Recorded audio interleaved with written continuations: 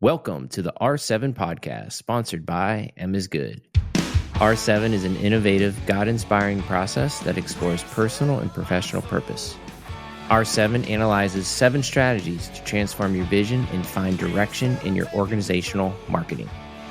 R7 establishes clarity and guidance for the gift we call life. Bennett, what's up, man? Podcast this week. We are having some awesome time with technical challenges today, but we are here. Praise God. Today we're talking about communication. We're applying rigor to the technical challenges. Applying the rigor. We're rigorous, man. No technical challenges are getting in our way, dog. Rigor, baby. So I'm excited to talk to you about communication today and how we navigate our brand through communication. I'm also excited to talk to you about you've got a big vision and a little bitty budget. In fact, I want to make an announcement today. Okay. And you haven't heard this. Oh, really? So, yeah, I'm starting up a hair vision growth serum. Maybe. I would definitely be a great candidate for that. That and the poster child for birth control. I would rock that endorsement. Money. All right, I'll be good. I'll be quiet. I'm sorry. I'll sit back. I want you to join me in, and so you can't say no since we're recording this. I want to for you to join me in a vision roundtable. Ooh. Yeah. Nice. So we would have 7 executives from around the world. We'll see what happens. Where we would meet twice a month. Sorry, not twice a month. Twice a year at a fun location where we would play golf for the weekend and have a roundtable discussion, multiple roundtable discussions. And I'm also thinking about having somebody in that room who would be mentored by these 7 hosses and what they've learned, what they've gained, mistakes they've made, and really mentor this man or woman of God that could take that knowledge and go build a ginormous brand. That would be life-changing. Can you imagine? Hold on. Can you imagine, like, I don't know, 20 years ago, 25 years ago, if you would have been in the room with a whole bunch of people who have done it, who understand vision and all the things that go with it, and were able to grow something substantial and to sit there with them and ask all the questions and listen. Yeah. Have 7 mentors in your life that could walk you down the path.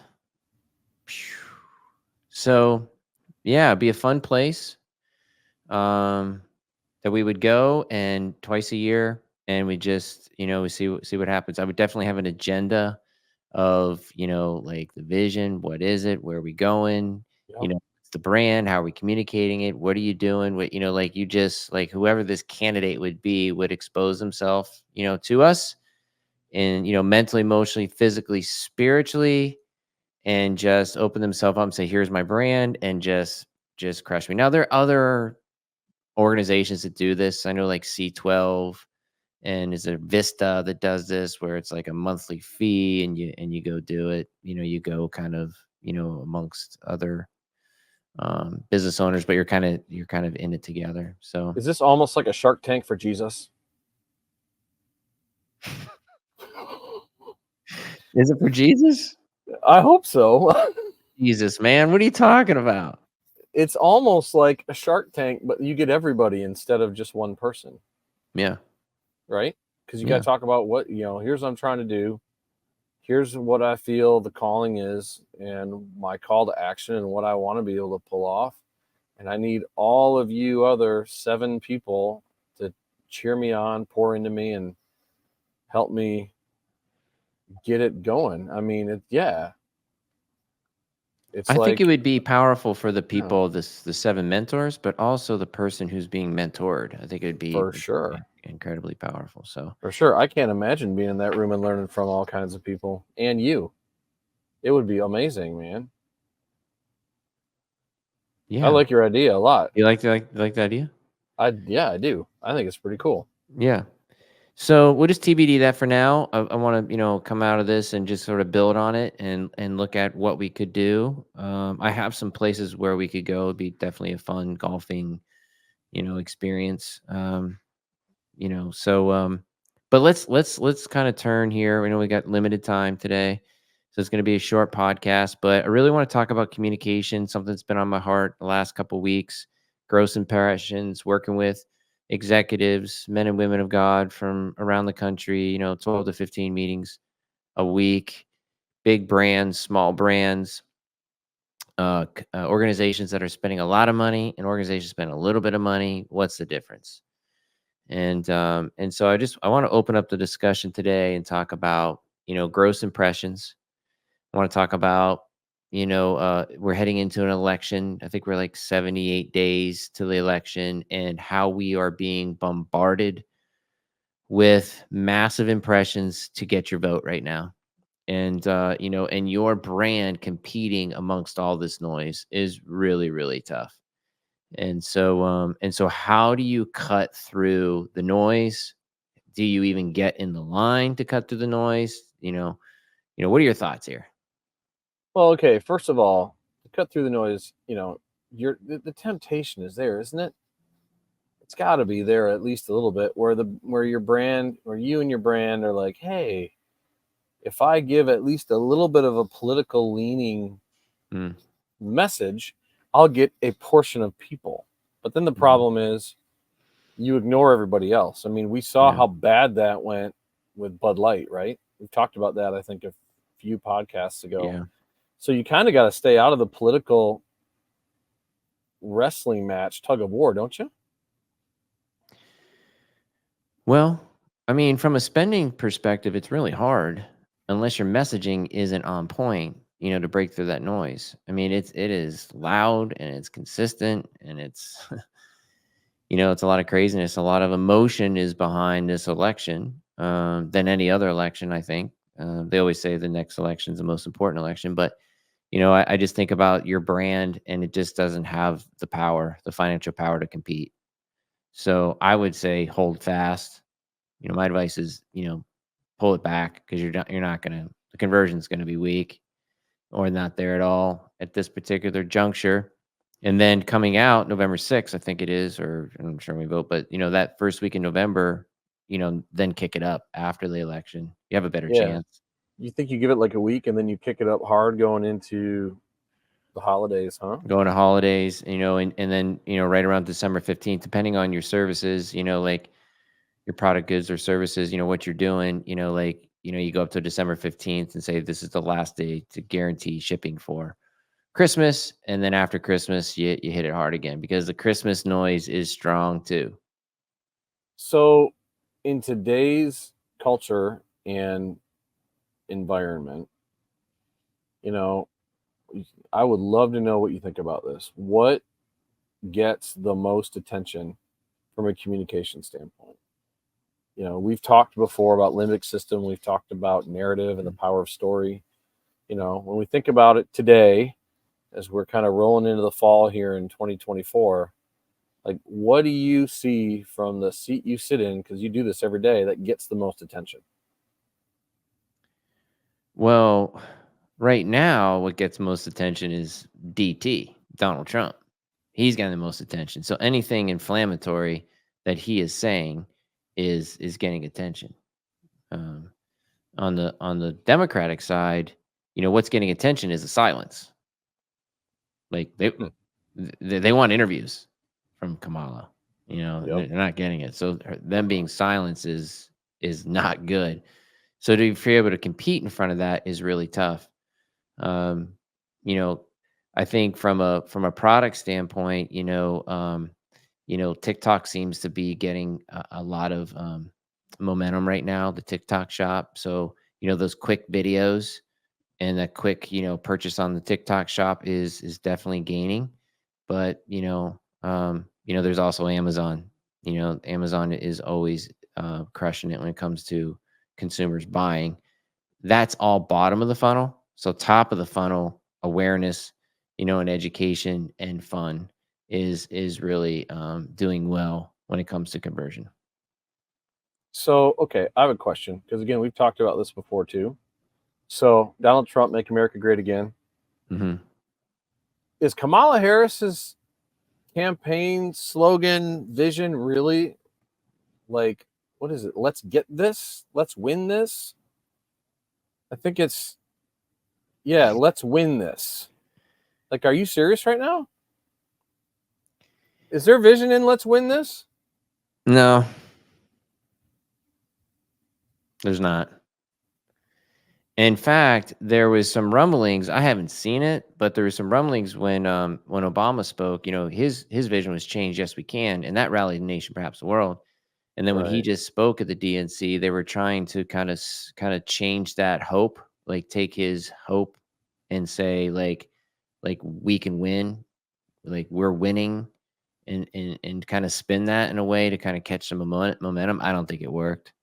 It goes back to me for if we're talking about vision here, like it goes back to Hillary and I'm with her, which was a big Yeah. fat loser. Yep. Um, and then I think there's definitely a debate on, Biden's last run, build back better, and then he just went in the he just went in the basement and hid. Did he win? I think Yeah. that's definitely debatable. I mean, when Obama rallied the nation, I think the numbers were about 85 million votes, That's crazy. and Trump got 85 million, and then they were trying to say that everybody loves Joe more than and we're talking about the popular vote now, but he got more votes, popular votes, than Donald Trump. I don't think so, man. Like that's I don't hard think for so me to get either. my mind wrapped around. I know there's been a lot of talk about cheating and all that, but like it's just tough to think that he hid in the basement and got more votes. Yeah. The other one she's got out there is when we fight, we win. Yeah. But what are we And fighting for? well, and that's just it. When you think about, and you can argue, anybody, if you're listening, yeah, make comments. We can argue. You can argue. That's fine. But what happened January 6th of inauguration year, what happened at the Capitol, there was violence there, and there's a lot of people you can blame in that. But I'm going, do we really want when we fight, we win, especially after former president gets clipped in the ear by a bullet? And now I know he said back, fight, fight, fight, but still, I'm like, I don't know, man. Like, if we're looking at it from a pure messaging standpoint and communication, I still think Make America Great Again is fantastic. And I think Obama's was good too. Yeah. Super Yeah. powerful. I guess from the organizational leaders that are listening to this podcast, when you don't have a big brand, how do you cut through the noise? And when Yeah. you slow it down, when you speed it up? And so, I just want to encourage those out there that do really have a vision from the Lord and are going after it, that to stay the course. Right now is a particular phase or time frame, I should say, where there's a lot of noise, man. And for you to compete financially in that space is really tough. And so I would say slow it down, don't quit, stay the course, but don't expect results in the next 80 days like you would normally. Now we've got other brands that are non-political, right? That are cutting through, that don't have a different, like who wins is really not contingent upon their success. Yeah. So those brands are able to cut through that noise, and it's actually a breath of fresh air because everybody else is trying to compete with it. Do when you think about communication, you've got, you know, planned and targeted ads if you want, planned and targeted ads from a social media standpoint. Yep. Then you have more of the kind of ad hoc, knee jerk X posts or Twitter post, formerly Twitter, Hmm. right? Posts. So if someone's listening, they're trying to figure out, hey, sometimes I just want to put something out there. Or sometimes, I want to do it something that's a little more planned. Or, hey, organization, maybe you don't do as many planned communications as you should, what's the best mix between kind of ad hoc plans? Should they be planning? How far out should they be planning? Like, what is that? I mean, we're getting into nuts and bolts of what I think your organization does, but it's a really important part. And I remember going through R7 on my own on this with you too, is like the communication piece is a big deal. Mm-hmm. Yeah. I think what's most important is that, sorry, I feel like I have to sneeze here. I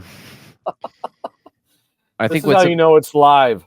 yeah, what's important is everything's connected. So, we have top of the funnel, middle of the funnel, bottom of the funnel.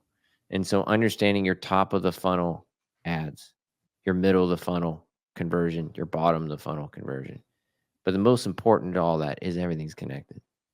And so that you can see where people are getting stuck. That's the most important thing.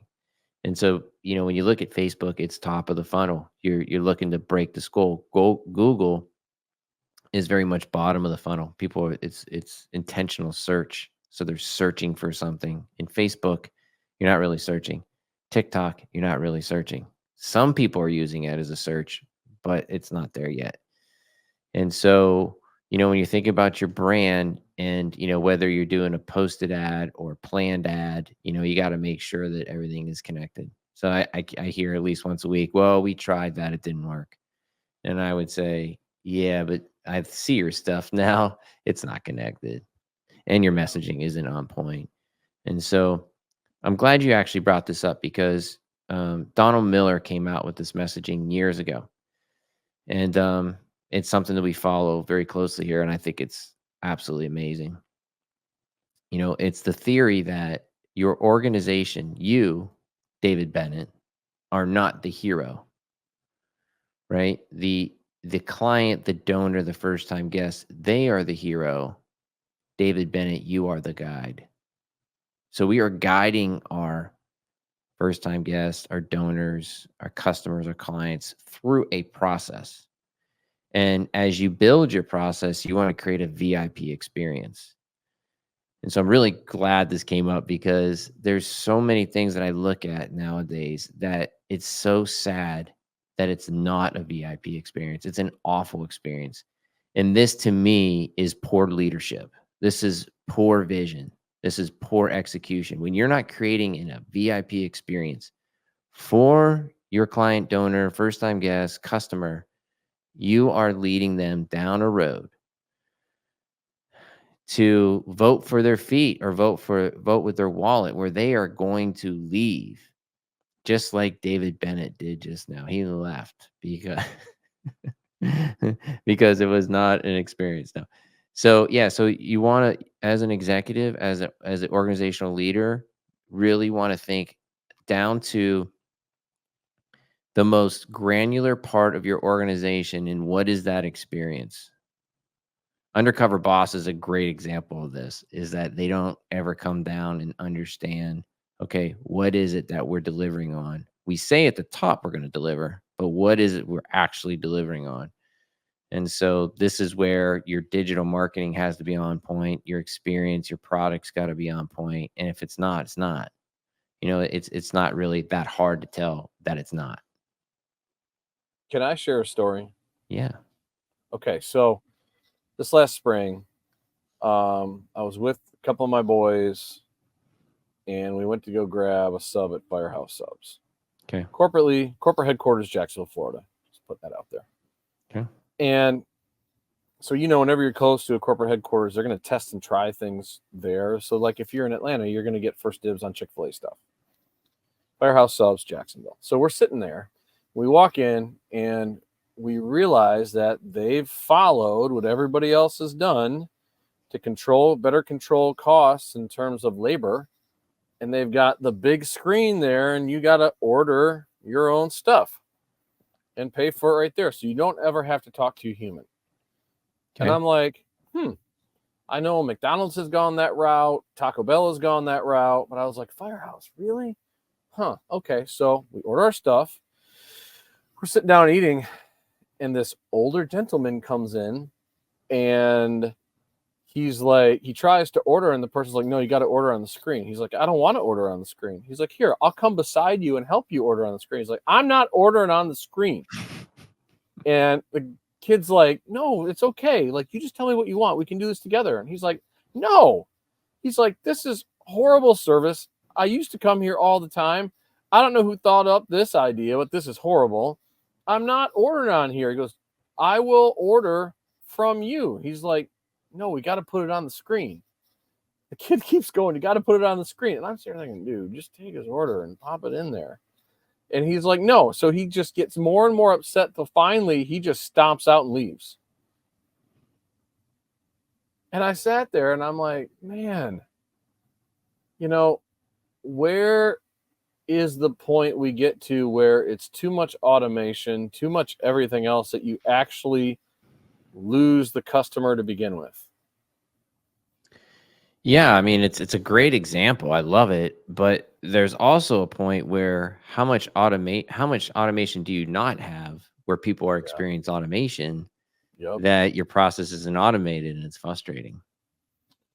Exactly. I mean, and for, I know we have a lot of pastors that listen. I mean, church check-in, that's how it happens, right? You're checking your kid in.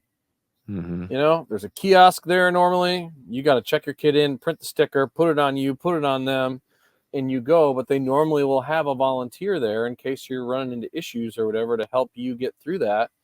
And there's your automation, but still with a personal touch as well. So it's interesting. It's interesting how I think, when you consider the cost of whether it's doing business or, the cost of running a church or whatever it is, and you're going to try to add efficiency and technology, which isn't a bad thing. You got to bounce that against what's going to be the end result to my customers, attenders, or whatever. Yeah. And do they have the ability to handle it? And how quickly do you introduce it is another part of it. So yeah, and I think the best way to understand that is to ask your clients, customers, first time guests, donors, ask them. Like that's the best way to learn. Yep. And be ready to change, be open to change, because that's also frustrating too, where you get all the feedback and go, but I don't want to do that. Yeah. And you've helped run surveys in the Mm-hmm. past for Oh yeah. churches. One of the things that I've seen large churches do that not a lot do, but some large churches have done, is they literally do focus groups, and they do focus groups Yeah. around different topics. And, Mm-hmm. that gives you that face-to-face where people understand that you care about the direction or the decision or whatever it is you're trying to do. Yeah, it's good. All right, this can be a quick podcast today. I do want to leave our viewers with this idea. Okay, so one, if you're interested in the Vision Roundtable, let me know. I would love to know if you're listening out there and go, I want to know more information. And so you're officially in, right? You're in, Dave. And and I'm sure you're going to add some amazing, since we're talking about communication, some amazing name for this Vision Roundtable. Yes, I am. Like the R7 Vision Roundtable. Because like there are other names out there that have already been taken, like Assassin's Creed. No, you can't do that, bro. Yeah. It might just be the R7 Roundtable. We'll see. But I want to encourage those that are listening out there that when we're talking about gross impressions and being in the market, it takes 17 gross impressions for a male to make a buying decision. Okay. And it takes 15 impressions for a female to make a buying decision. So when you look at your marketing and you look at the amount of impressions that you're pushing out, in a given time, you can create those 17 impressions or 15 impressions in a month, in a year, in 2 years. And so with all the noise out there, with all the big dogs right now trying to get your vote, and other organizations trying to compete for your toilet paper, toothpaste, mouthwash, deodorant, cat food, cat litter, cars, whatever it is, that algorithm is building for you now. TikTok has ruined that for us, and Facebook and Google. The algorithm is building to serve up what you want, and it takes about 17 to 15 impressions, depending on your gender of where you're at, for you to make a buying decision. So as an organizational leader, small or large, when you're launching a new product or trying to launch your org, you have to be patient. And, I want to give this example real quick. I recently joined a different golf club, and, being a new guy at a golf club where there's guys that have been there for 15 to 20 years, like, and the new guy walks in, it takes some time for those older guys to get accustomed, used to, familiar with the new guy. That's right. And you can't go in there the life of the party. You got to be at the party, but not a life of the party. And so this is where, like, when you're talking about branding, is the same thing. If you go in trailblazing and kicking butt with your brand and being the life of the party, it's just not going to last long.